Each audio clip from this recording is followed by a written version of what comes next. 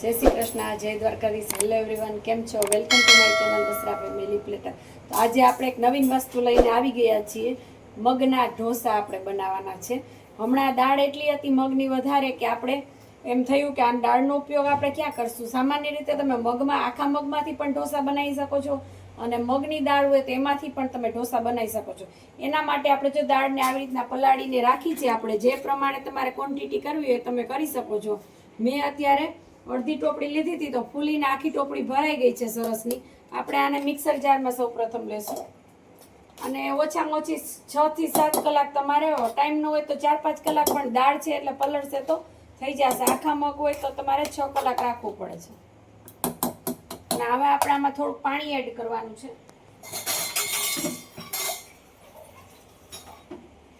પાણી એડ કરતા પહેલા 4-5 લીમડાના પત્તા, મીઠો લીમડો આપણે હોય, એક જીરુંની ચમચી, આખું જીરું અને આદુના ટુકડા આપણે નાખવાના છે અને મરચું. તમે આમાં મોટા મોટા કરી નાખશો તો ચાલશે કારણ કે મિક્સરમાં ક્રશ થવાનું જ છે. અને આપણે થોડુંક પાણી એડ કરશું અને મીઠું પણ તમે આમાં સાથે નાખી શકો છો એટલે સરસ મિક્સ થઈ જાય. હવે આપણે આને મિક્સ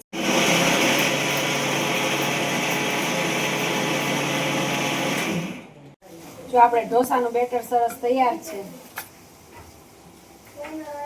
અને આપણે આ બેટરમાં ખાસ જો તમે મગ પલાળવા ટાઈમે જો ચોખા તમે નાખ્યા હોય તમે ચોખા પણ નાખી શકો છો મગના આપણે ઢોસા બનાવીએ એમાં. પણ મેં ખાસ હેલ્થ આપણી સારી એના માટે જ બનાવ્યા છે કે આપણે બહુ ચરબી ન વધે એના માટે. તો ખાસ કરીને મેં એમાં કંઈ નાખ્યું નથી ચોખા. અને જો તમે ચોખા નાખો તો રવો નાખવાની જરૂર નથી, પણ મેં ચોખા નથી એડ કર્યા એટલે મેં એક વાટકી એક રવો આમાં એડ કરી દીધો છે. આપણું ખીરું તૈયાર થઈ જાય ને પછી અને અડધી કલાક પછી એને રાખી દેવાનું છે અને પછી આપણે એ તૈયાર છે હવે આપણે ઢોસા કરવા માટે. તો સૌપ્રથમ આપણે નોનસ્ટિક લીધી છે, એમાં આપણે ઘીનું પોતું લગાવશું એટલે સરસ ઠંડુ થઈ જાય એટલે ઢોસો પણ ચોટી ન જાય. અને ગેસ ધીમો રાખવાનો છે નાખવા ટાઈમે. અને આ મગના ઢોસા છે એટલે જેટલા તમારે પતલા કરવા હોય, ચોખા નાખ્યા હોય તો થોડાક પતલા થાય, પણ ખાલી મગના આપણે કર્યા છે એટલે એટલા પતલા નહીં થાય. આપણે રવાના ઢોસા સેજ જાડા હોય એ રીતના સેજ જાડા થશે. પણ સ્વાદમાં તો સરસ છે ને હેલ્થ માટે તો ખૂબ જ સારા એમ. કારણ કે આપણે જો હેલ્થ માટે ખાતા હોય તો અડદની દાળ આપણે ઓછી લઈએ છીએ એટલે આમાં અડદની દાળની જરૂર નથી. હવે આપણે આમાં તેલ એડ કરશું, ફરતી બાજુ લગાવશું થોડુંક. આપણે સામાન્ય રીતે મગનું શાક કે મગ કે કંઈ આપણે બનાવીએ ખાવામાં છોકરાઓને આળસ થતી હોય છે કે આપણે નથી ખાવું, એમ દાખલો પડે છે કે મગનું નથી ખાવું. તો આવું કંઈક આપણે બનાવી દઈએ ઢોસા જેવું સરસ, તો એ બાને મગની રેસીપી એ ખવાઈ જાય ને મગ એ સરસ ખવાઈ જાય. અને મગમાં ભરપૂર પ્રમાણમાં પ્રોટીન હોય છે તો એમ હેલ્થ માટે પણ ખૂબ જ સારા હોય છે. એટલે ખાસ કરીને બાળકો આના બાને મગ ખાઈને આપણે આના અપમ પણ બનાવી શકીએ છીએ.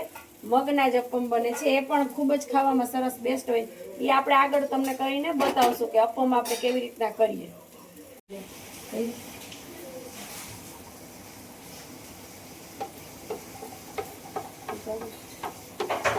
જો આપણે આ રીતના ધીરે ધીરે સરસ ઉઠલાવવાનું છે. રવો એડ કર્યો છે એટલે વાંધો ના આવે ઉઠલવામાં. અને જો ચોખા એડ કર્યા હોય તો રવાની પણ કોઈ જરૂર નથી. પછી ગેસ ફૂલ રાખવાનો છે આપણે. અને ઢોસાનો સ્વાદ તો સરસ આવે જ છે. આપણે આને દહીં સાથે પણ ખાઈ શકીએ છીએ અથવા તો તમે સંભાર અને ચટણી પણ બનાવી શકો છો. તમને જેમ ઠીક લાગે એમાં ખાઈ શકો છો આપણે. અને જો અત્યારે ખૂબ જ સરસ વરસાદ આવી રહ્યો છે ને એમાંય આપણે ઢોસા બનાવ્યા છે એટલે સાંજે ખાવાનો અનેરો આનંદ જ હોય. ચોમાસામાં એમ થતું હોય કે આપણે ગરમા ગરમ કંઈક ખાવું. કા કેશવભાઈ? અમારા કેશવભાઈને છે ને પાછું તીખું તીખું બહુ ભાવે. કુશભાઈને એટલો શોખ નથી પણ કેશવભાઈને જમવાનો બધો બહુ શોખ છે. મીઠું એટલું ભાવે, તીખું એટલું ભાવે. મમ્મી આ કરી દે, મમ્મી ઓલું કરી દે, ચાલુ જ હોય. કા કેશવ? હા. આજ શું કર્યું આપણે? ઢોસા. કેના? મગના. અને હેલ્થ માટે કેવા હોય? સારા. તો આપણે બનાવ્યા છે મગના ઢોસા. થોડીક વાર ચડવા દેવાનું છે એટલે સેજ કડક થઈ જાય એક બાજુ. એક બટકું ખાઈ લો. કેશવભાઈ જો ટેસ્ટ કરવા માંડ્યા છે. કેવા લાગ્યા? સરસ છે ને? ક્રિસ્પી કરવા ને થોડા.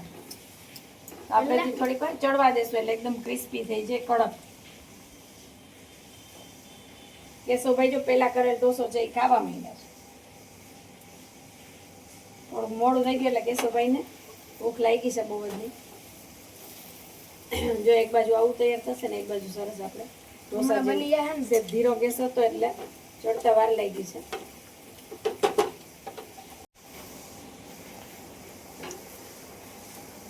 અને આ છે આપણો ઢોસો સરસ તૈયાર. કેસર આવી રીતના ઢોસા તમે કરી શકો છો ઘરે જ.